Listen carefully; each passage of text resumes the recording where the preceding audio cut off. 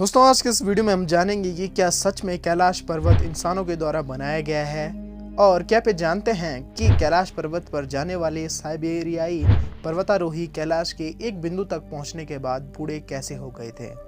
दोस्तों कैलाश का नाम सुनते ही हमारे और आपके मन में सफ़ेद बर्फ की चादर से लिपटे एक खूबसूरत पर्वत की इमेज आई होगी। दोस्तों कैलाश पर्वत बहुत ही खूबसूरत पर्वत है।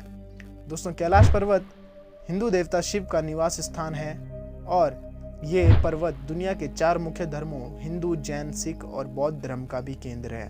दोस्तों वैज्ञानिकों की एक रिसर्च में पता लगा है कि कैलाश पर्वत धरती का केंद्र है।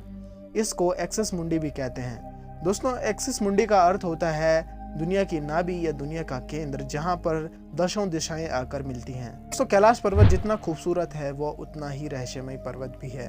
दोस्तों आज के इस वीडियो में हम कैलाश से जुड़े कुछ ऐसे ही रहस्यों के बारे में जानेंगे, तो चलिए अब शुरू करते हैं। नंबर 1, आसमान में लाइटों का चमकना। दोस्तों यहाँ के स्थानीय लोगों ने यह दावा किया है कि यहाँ पर इन्होंने रात में कई बार कैलाश पर्वत की सतह पर 7 तरीके की लाइटों का चमकना देखा है।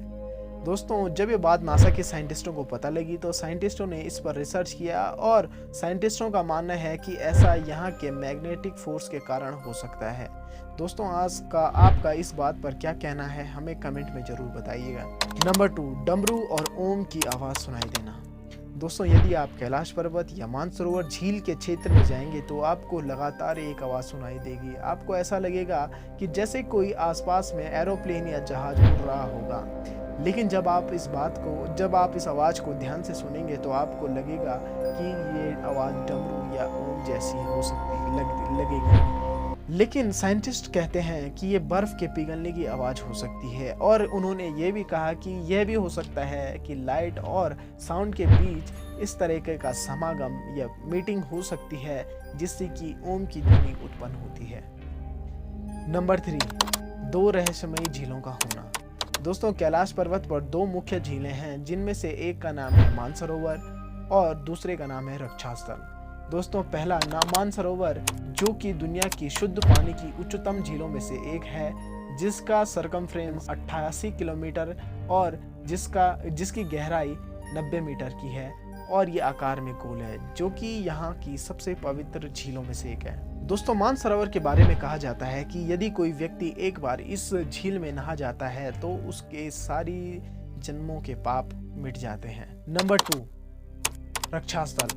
दोस्तों रक्षास्थल जो कि दुनिया के खारे पानी की उच्चतम झीलों में से एक है, ये 225 वर्ग किलोमीटर क्षेत्र में 84 किलोमीटर की परिधि तथा 150 फुट की गहराई में फैला हुआ है।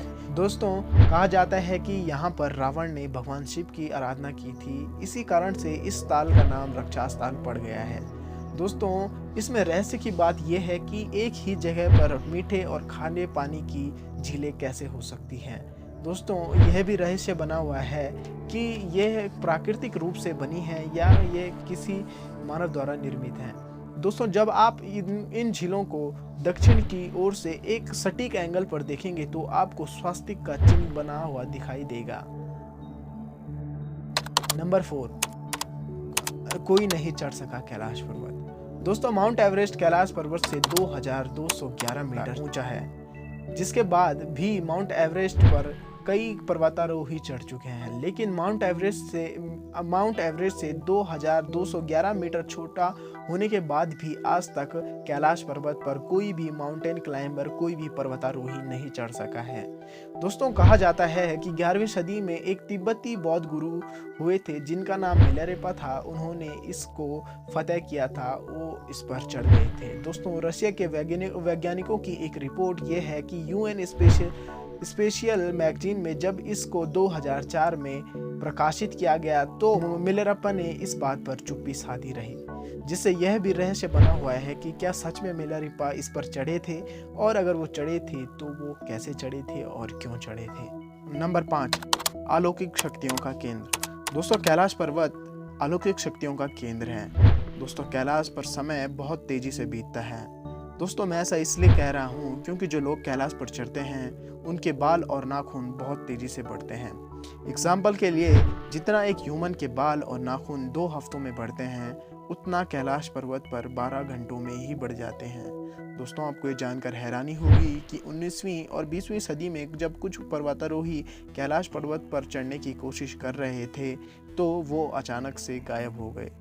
और रसियन डॉक्टर एनेट मुदलशिफ ने अपने संस्मरणों में लिखा है कि एक साइबेरियाई पर्वतारोही ने उन्हें बताया है कि जब कैलाश पर चढ़ने वाले कुछ पर्वतारोही एक निश्चित बिंदु तक पहुंचे तो वहां जाने के बाद वो बूढ़े जैसे दिखने लग गए थे, जिसके 1 साल के बाद उनकी बूढ़े होने के कारण मृत्यु हो गई थी।